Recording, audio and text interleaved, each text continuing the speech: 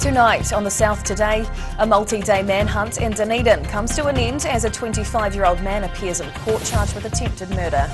A Queenstown sculpture is quickly gaining iconic status, but some on the council say it's for all the wrong reasons. And residents kick up a stink at a Christchurch Council meeting in a campaign to kick a compost plant out of their neighbourhood. Kia ora, good evening, I'm Hannah Wilkins. A manhunt across Dunedin sparked by a rush hour shooting near the railway station has come to an end with an arrest made and charges laid. Police confirmed the arrest after armed officers swooped on a Highgate property in Roslyn last night. A 25-year-old male was granted name suppression after appearing in court today on charges of attempted murder for the drive-by incident on Thomas Burns Street last Friday afternoon. Counsel for the defence did not apply for bail. The defendant has been remanded in custody, pending his next appearance in the High Court next month. In Dunedin, the South Today. An office fire in High Street yesterday afternoon sparked an emergency call-out in Dunedin's City Rise. Two passers-by noticed thick black smoke coming from the offices of Moore Markhams shortly before 6 last night and quickly alerted workers who were still inside the building.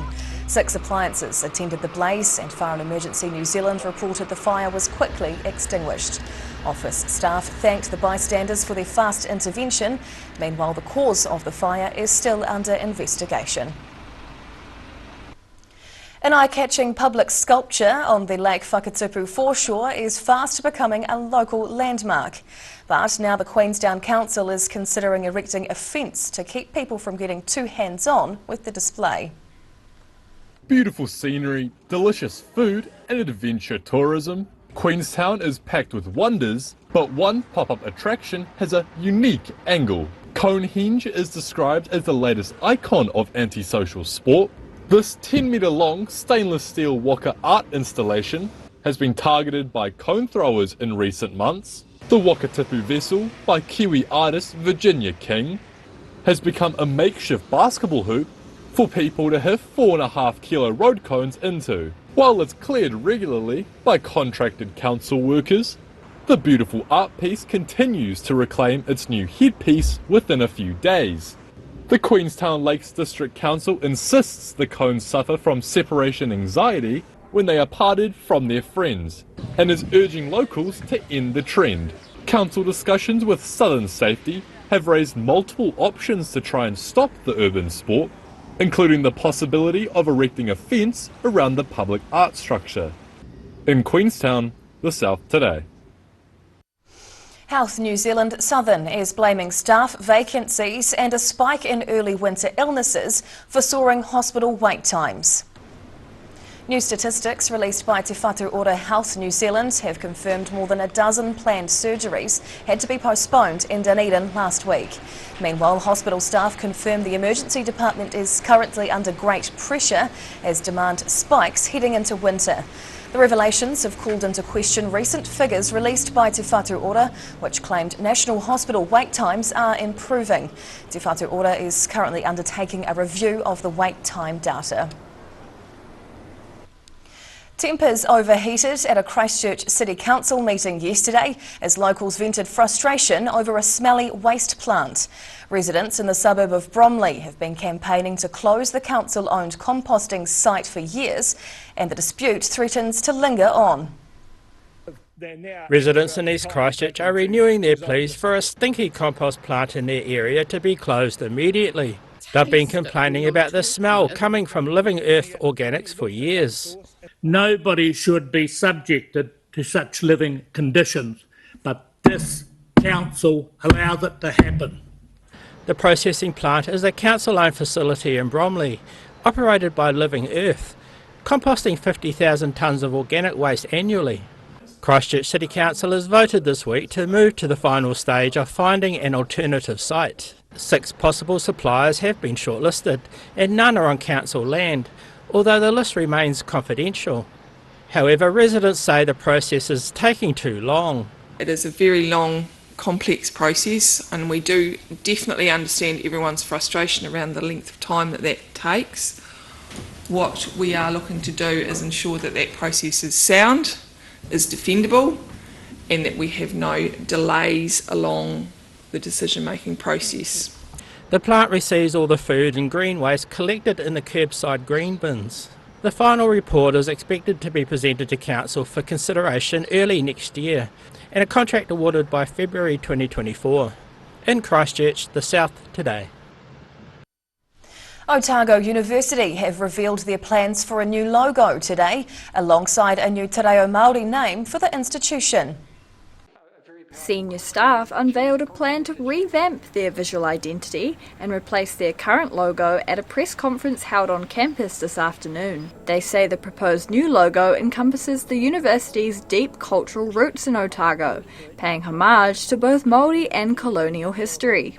The Te Reo name is also set to change, with the university proposing Otako Whakaihu Waka, meaning a place of many firsts. Today we're going to be sharing a pretty powerful story behind proposed changes to our visual identity. The first time such major changes have been made to our brand in about 30 years. The proposal comes after 4 years of planning, with a $126,000 consultation with staff, students and alumni to run until April this year. In Dunedin, the South today.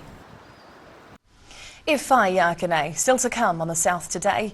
A Central Otago horse riding community are putting the call out for more volunteers as demand skyrockets.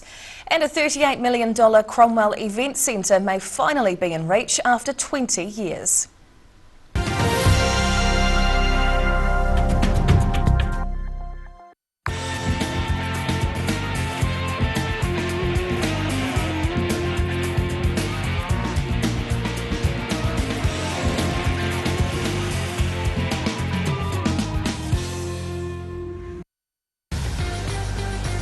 Drive away your way with 3 incredible offers on the Honda CR-V Adventure Ready range. Choose from 2.9% finance with zero deposit, third finance, or lease a new CR-V from just $136 per week. These offers are only available for a limited time, so be in quick. From Honda.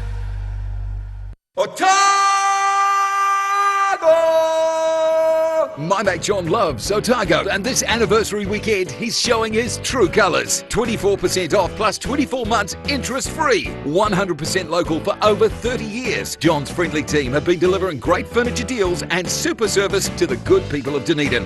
24% off and 24 months interest-free. Get that furniture from Stafford Street and my mate John. If you're at risk of developing melanoma skin cancer, you owe it to yourself to have a mole map. Mole map is coming to your area. Phone today to make an appointment. It could save your life. Garage Dunedin, delivering quality stylish garage doors in Dunedin for over 17 years. New doors, replacement doors and maintenance are all part of Garage quality service. Garage Dunedin offers a full range of modern quality doors to suit any home. Come visit the team.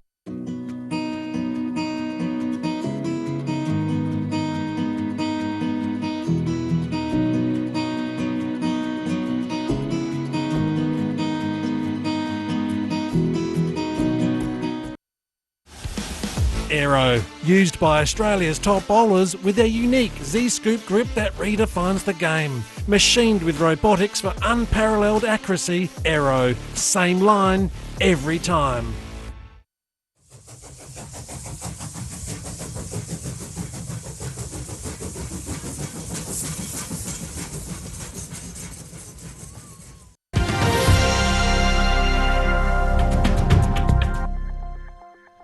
Tēnā koe, welcome back. A Central Otago horse riding program which gets local people with disabilities into the saddle say they need more volunteers to help keep up with demand.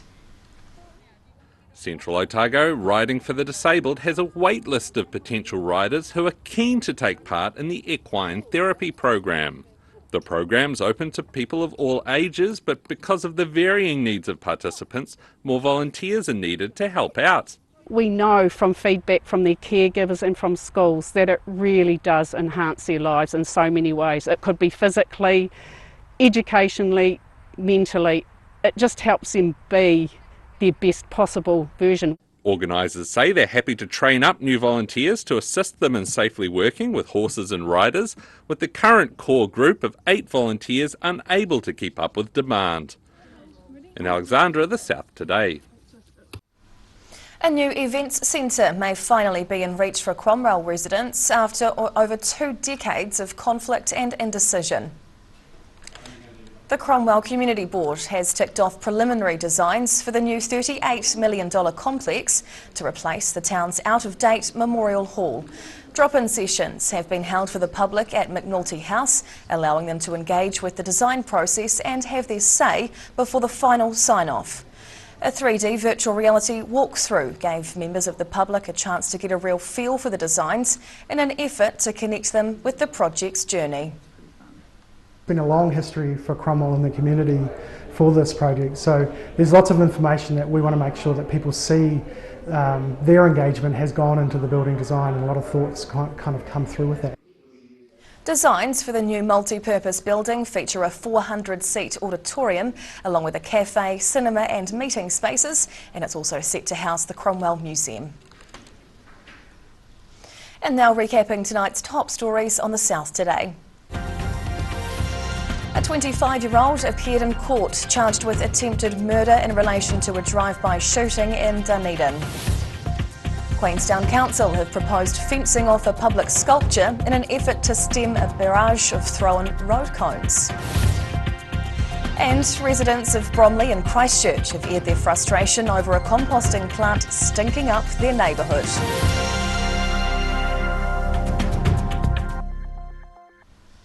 And now a look at what's happening in tomorrow's ODT, and we welcome the editor Barry Stewart. Hello Barry. Hello Hannah. What can we expect in tomorrow's paper? Big interesting news today from the University of Otago. They've unveiled a proposed new logo. So there's a couple of versions and you'll find those in the paper tomorrow. Lovely. Alongside a poll that you can have your say as to whether you think they're on the right course. So that's certainly interesting. Yes. Stuart Nash has resigned as Police Minister following some ill-advised comments. So that's that. We move on. Big thing tomorrow in the ODT is a special 32-page lift-out celebrating the 175th anniversary of European settlement in Otago. So we focus pretty much on settlement and talk about the trials and tribulations of those that were forging Otago, new lives. Otago and new lives. So it's pretty interesting and some great historic photos, so look out for that one. Look forward to reading. Thank you for sharing this evening, Barry. Okay. And time now for a look at tomorrow's weather. The South Today weather, proudly brought to you by MoleMap, the skin cancer detection specialists.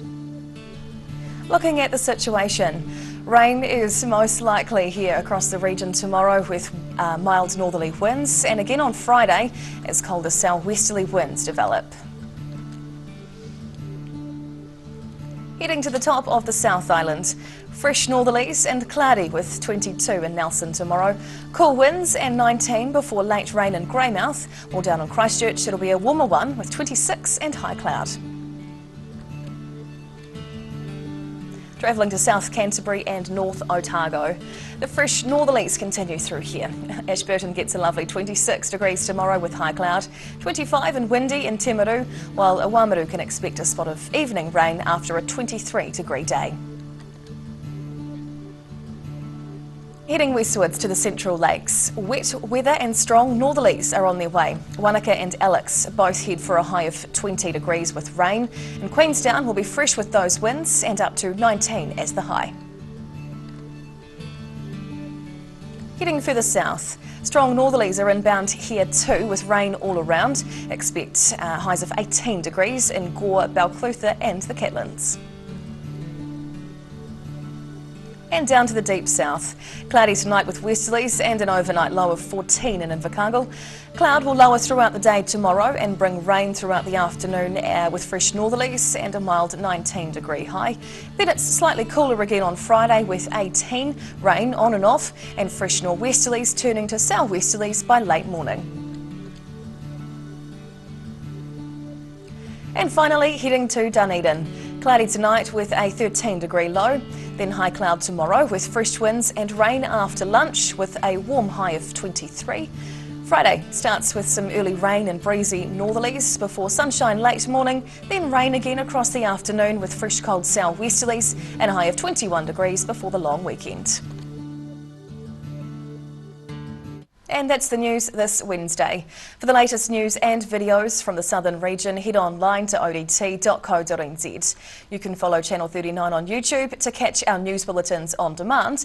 And you can also now follow us on Facebook. Just search for The South Today NZ to see our favourite stories from around the regions. We'll see you again tomorrow. Ka kite a pōpō.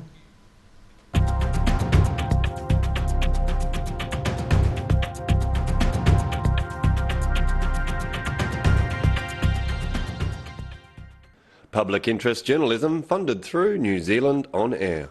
If you're at risk of developing melanoma skin cancer, you owe it to yourself to have a mole map.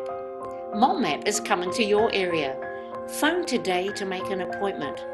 It could save your life.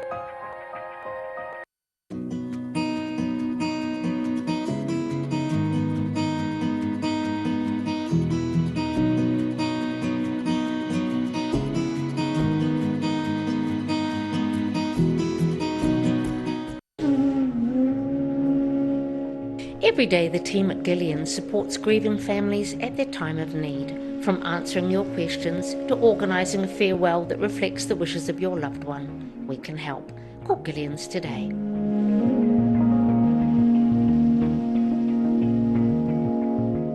My mate John loves Otago, and this anniversary weekend he's showing his true colours. 24% off plus 24 months interest-free. 100% local. And my mate John. Living Well Disability Resource Centre, a not-for-profit charitable organisation and your one-stop shop for information and resources to help you retain independence. We offer a wide range of assistive products from jar openers to mobility scooters and provide assessments for Total Mobility, the half-price taxi scheme. Come and see the friendly team. You'll find us on the corner of George and Bath Streets, ground floor of Burns House. Drive away your way with 3 incredible offers on the Honda CR-V Adventure Ready range. Choose from 2.9% finance with zero deposit, third finance, or lease a new CR-V from just $136 per week. These offers are only available for a limited time, so be in quick. From Honda.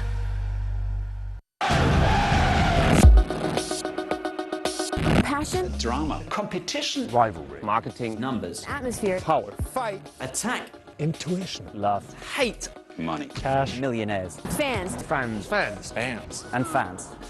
Oh boy.